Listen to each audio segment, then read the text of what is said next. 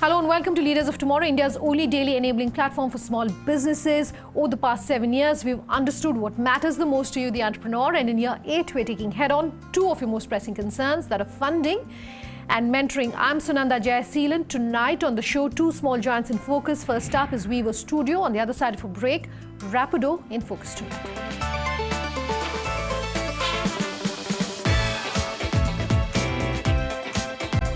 Entrepreneurship is increasingly being geared towards social entrepreneurship. One such company in focus tonight on our small giants is Weaver Studio. My colleague Shreya Sarvadikari travelled to Kolkata to understand what this company is doing when it comes to social entrepreneurship, and particularly what it's doing when it comes to empowering men and women to become entrepreneurs at the grassroots level. Listen in. Handicrafts of Bengal embody our rich heritage of aesthetics, creativity and artistry. Weaver Studio, set up in 1993, is spinning a new tale for Bengal handloom. The textiles are all handcrafted by men and women using varied techniques like hand weaving, hand block printing, roller textures, embroidery and more. The studio has conducted extensive studies in natural dyes, especially indigo. Weaver Studio is not only empowering weavers at the grassroots level, but is also focusing on building an education center and archives for Bengal handloom. With a mission statement, use as many hands as possible, Weavers is working to encourage its artisans to become entrepreneurs and start their own small business.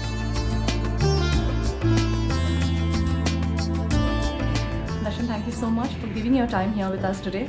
Thank you. Thank you. It's a pleasure. At Weaver Studio, you have men and women working with you from different strata of the society. How do you train them? It's very organic. We don't really plan a training, like you don't have corporate training or people coming, but we have lots of workshops that happen in our not-for-profit center, and a lot of people who come into the Weaver Studio are from different backgrounds, and I think everybody adds value to everybody. Right. And so I think each of my people have come out to be really wonderful as human beings, as people who share and care, as people who communicate, and as people who give very good service and value for that service with a smile. Well, apart from providing financial support, you are also empowering men and women and hand-holding them to become entrepreneurs. How are you doing that? Actually, it's a two-way street. It's as much as they are doing, we are trying to reciprocate, or as much as we are doing, they are trying to reciprocate. For example, I had a lady who used to come to me from Barasat, and she used to be alone. She said, "Can you give me work? I can do hand embroidery, and I'll do it at the time I want to do it." So she took on fabric home and she started embroidering it. And then when she came back, I found her sense of color, design, distribution, quality, technique, everything was so good. She was inherently, probably, you know, her mother, grandmother all did embroidery. Sure. So all I told her is that, don't you have more women who are around you, who are in the area around you, in the panchayat around you, or in the area that you stay, in the village that you stay, who would be interested in doing some additional, getting an additional income by doing work? Yes. So she started to take 2 pieces, then 5, then 10. Today she has 300 women working under her. Wonderful. So she's been able to, one person who started 24 or 25 years ago with me has been able to manage to employ almost 4 or 5 villages around her. Women in Bengal have inherently that, I would say that the willingness to work very hard to earn that extra income, to give the family a better life. I don't even think women in Bengal, but women all over. And so I found that making women into entrepreneurs was quite simple. I feel that each one can go out there and find that opportunity which is there, because they are so talented and they have had the practice and they've honed that talent with Absolutely. Us. So the support is not really financial, the support is more like moral, and the support is more like, I am with you. In case it doesn't work out back home, come back to me. Sure. Your place is always there with us. Sure. So they never have to really worry or be insecure about that position or situation vis-a-vis our relationship. Talk to us about the workings of your resource center. Yeah, actually the resource center was a very exciting phase when we started it, is because after about 15 years of working and traveling and exploring the field which I wasn't from, I had to be learning daily. So I had my masters, my people who I traveled to, who I learned from in Bangladesh or Indonesia or Japan or wherever I travel in the world. I had collected a lot of material in terms of textiles, in terms of books, in terms of project reports, in terms of short films, etc., to learn first for myself. When I realized one day that I had so much, and how would I be able to share it and bring it in the public domain, that's when the idea came, and we decided to start this in 2008, and it's been 11 years since we started it, and it's been running very well. It's a not-for-profit. We have an ATG, and it's now ATG for life, and we've been running it very successfully because we have a library of about 2,000 books and about 1,500 textiles in our archives, which are old and rare, plus from all over the world. So this is the part which we play for students, researchers, our own documentation, our publications. We've done 2 major publications in Baluchar, and we've written about the woven narrative silks of Bengal, and we've done a national level exhibition at the National Museum in collaboration with the National Museum, and our next project is Textiles of Undivided Bengal. So we require all our library and all of this material to continuously go back to refer, to get inspiration from, to be able to study, and we do this in conjunction with many of the people who come as individuals, in groups, as a teacher-student relationship, as internship students, as visitors from abroad, as visitors from different parts of India who are researching, who want to come and look at the textiles. Sure. So these are all documented. We're in the process of digitizing it. You are associated with a lot of social initiatives to provide support to villages. Yeah. What can you tell us about it? Yeah, in the social initiatives in the villages, we work with, I'll give you 4 or 5 examples. Supposing we know that this particular section that we've taken in the village, we've taken a village which is about 8 or 9 smaller units and clusters, and it's in an area called Bangalore, which is about 24 kilometers from Baliganj. And we went, once I went for a wedding of one of my karigars over there, and I realized that I wanted to go to the bathroom, but there was no bathroom I could go to, because in those days, in 20 years or 18 years ago, there were hardly any bathrooms in these villages, and I found that I had to really walk a kilometer to go to a clubhouse to find a toilet, which again had a broken door. And then another person told me that, don't worry, don't go here, go to the school next door. So I went to a school next door, and again I found the doors broken. So I came back in a week's time, and it was bothering me, and I came back and I said, okay, so what can we do? What can we do socially? So I asked the people who were living there, and we came to a consensus that what we need first is bathrooms and repairing of the doors and repairing of the furniture in the schools, and then to be able to use the infrastructure of the schools to hold our medical camps on the weekends when the school is closed, to start purifying the water, because where we were was just one stop from Bantala, where the leather industry has come up, and the water from the leather industry, which was not purified, was still going underground and coming to that village and contaminating all the water over there. We started trying to purify as many units as were there. So we started to purify with primary schools and then went to middle schools. So we took the help of different experts from different people who helped us, who were filtration experts, and we got funding from various organizations, and then Rotary came in, and Lions came in for medicals, and Ramakrishna Mission came in. Then we went to Anudeep, who is based out of Salt Lake and who was doing computer classes, and they helped us with setting up computer classes in the panchayat spaces there, in the schools there. So slowly we got encouraged, and the villagers told us what they need next. They needed eye camp for their glasses, for corrective surgery for their retina or other things, or they required maternity care, and they required a mobile van, so we arranged for that. We started to pressurize the local panchayat to reopen the dispensary for daycare, then things like that, then water purification, of course. And then they came to us, the women came to us and said that we'd love to do something to do with poultry, because we are sitting at home, we can't leave our little children or our old aging in-laws, etc. So what can we do? So we went to Mr. Dhanuka, and he wanted to support a project which would give livelihood. So we managed to get funding from him, and we used a local agency to train them, and we bought this from Kek Farm and Venkatesh Hatcheries, etc. We brought these little chicks, and we started to teach them poultry farming, vaccination, and now we have more than 200 women who are independent and earning between 4,000 and 5,000 a month in just doing poultry farming. Great. So one by one, all our initiatives, though we are a very small team, but it's happening. How do you see the textile industry in West Bengal shaping up in the next 5 years? A lot of it going powerloom, as it has also already started, and the government is also supporting powerloom for its own reasons as well as the reasons of economy. and convenience, and also the fact that there are not many people who want to sit on the handlooms and work, because when you're making a handloom sari which costs you 3,000 rupees vis-a-vis a parloom sari, the sari looks the same, but it costs 1/3 or 1/5 or 1/10, then obviously you find that the markets for mass is more than the markets for that. So those markets will remain, but they're shrinking markets and they're becoming luxury markets. So handloom in time to come will be really luxury, but whereas all of this other textile industry which is coming up are at least the fact that they're now looking and focusing on the fact that they should be pollution free, they should be azo free colors they must use natural colors, they must use non-carcinogenic, and lots of rules, regulations, and lots of conscientiousness, ethical business sense has come in. And so you will find that the textile industry really has a good future, because education, textiles, performing and non-performing arts, these are the strengths of Bengal. Darshan, thank you so much for giving your time here with us today. It was you. lovely talking to you. Thank you. Thank you for doing this for us. Rapido is our second small giant in focus tonight. That's on the other side of this break. Do stay tuned. Back in just a moment.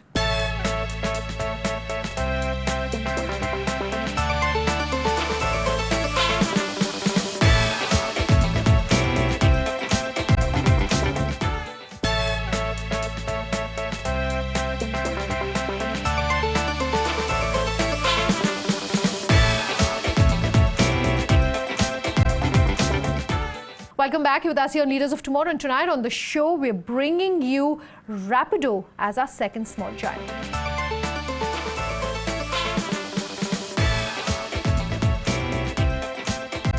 Rapido is a bike sharing app that has made life easy for thousands of commuters across the country. Has regulation though kept pace with the kind of changes we're seeing in technology when it comes to the shared mobility space? How about funding? All that and much more in this conversation with Rapido. Do take a listen. Even as India is on its way to becoming a superpower, its cities are facing infrastructure issues leading to perpetual traffic jams. Bangalore-based Rapido, which is India's largest bike taxi app, is trying to solve this problem by providing last-mile connectivity with two-wheelers that are not only easy on the pocket but are also taking up less space. Let's ride to find out how.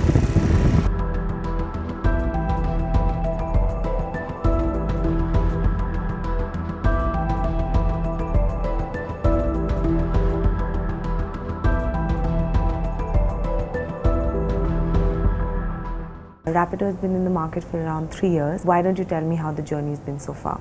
When we have started, our vision is like we want to solve transportation for masses. We have seen the existing commute options where the majority of the population in India fall under middle class. So we thought there is no commute solution for middle class. So that's the reason where we came up with India-specific solution, so which is a two-wheeler. So if you see, India has more than 150 million two-wheelers on ground. So Indian commute problem can only solve with Indian solution, which is a two-wheeler. So that's the vision when we have started. It's 3 years has been very exciting, especially on the growth, on our expansion. So we have been more than present in 25 cities, doing over 100,000 trips per day. And more than 40,000 drivers have been, we call them captains. So more than 40,000 captains have activated on our platform, doing at least one ride in a month. So it's been an exciting journey. It's been a lot of learning curve for majority of our team. How economical is bike sharing compared to, let's say, a carpooling model? Yeah, so if you see two-wheeler, generally the vehicle cost is less, the fuel efficiency is high. So by its nature, a two-wheeler is cheaper than a four-wheeler. And the other good thing is you save a lot of time. A traffic like Bangalore, Gurgaon, Mumbai, Delhi. So the traffic is so bad that you almost end up saving 40% of your time.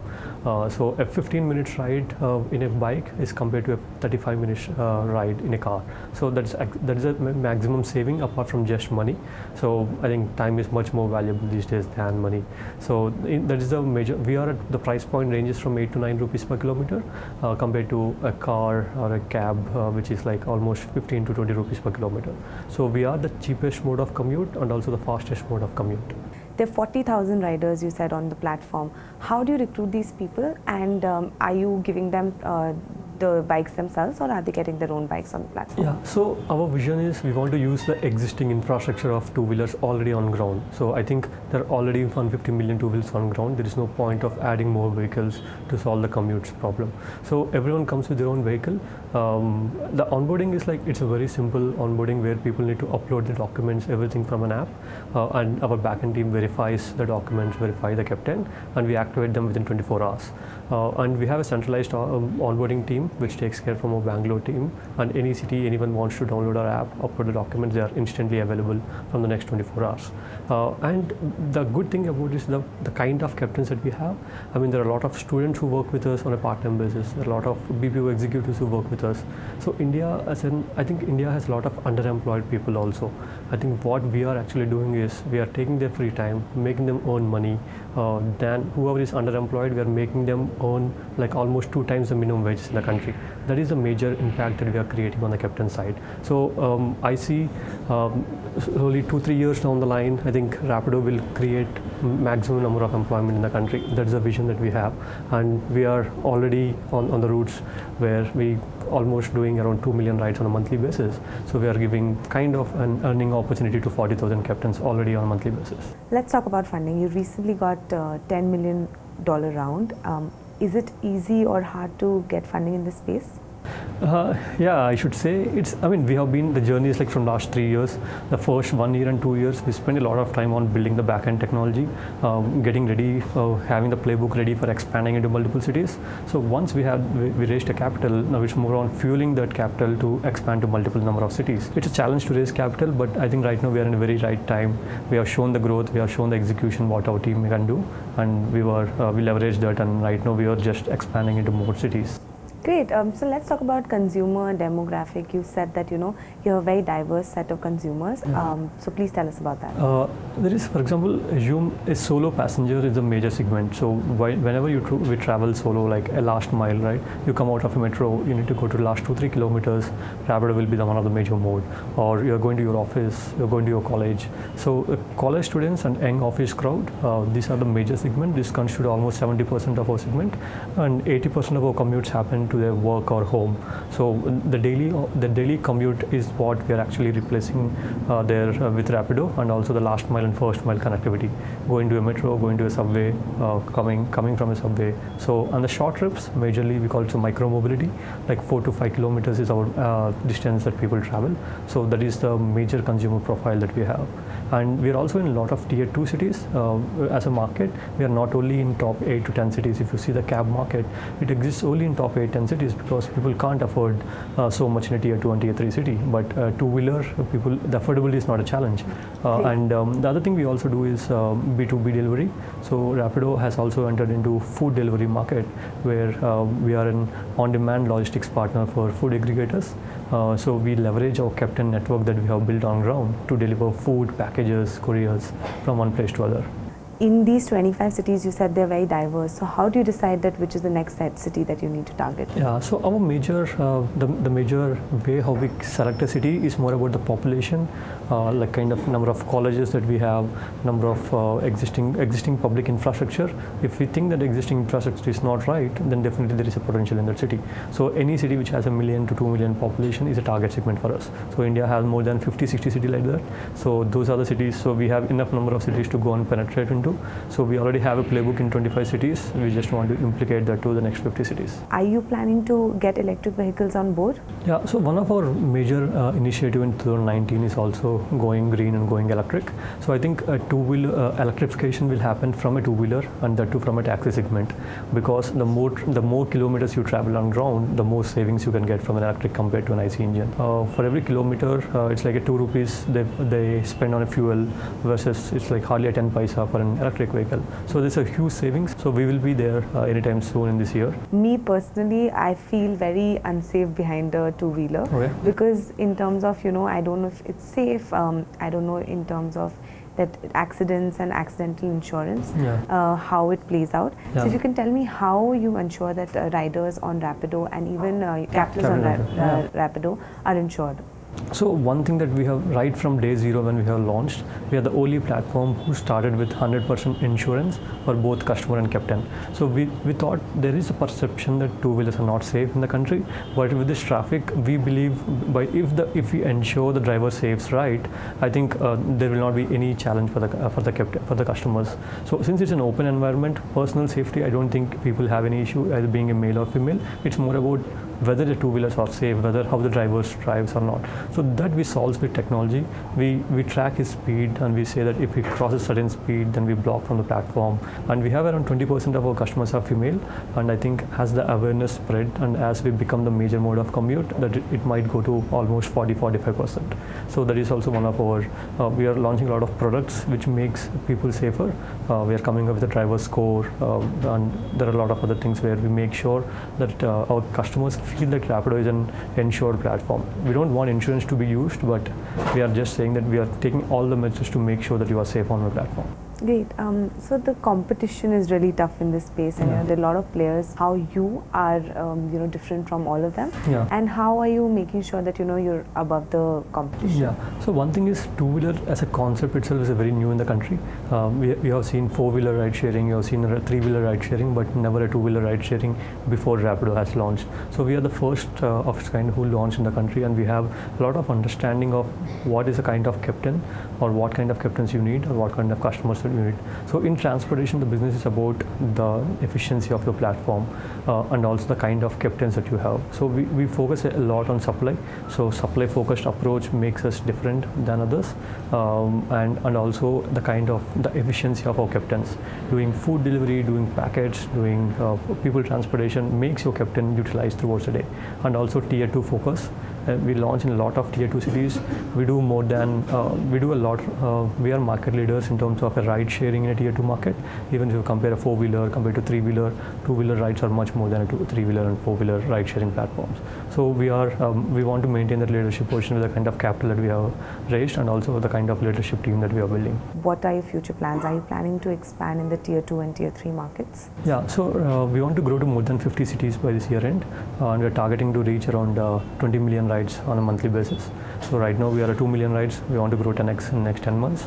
So that's the target that we have, and we are towards that mark. I mean, we're already growing at 25% month on month, and reaching that number is, for us, it's a cakewalk.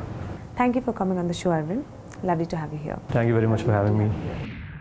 That's our show tonight. If you have any feedback or want to be featured on the show like either of our two small giants, do get in touch. Our contact details up in your screens in just a moment. Thanks for watching. Have a good night.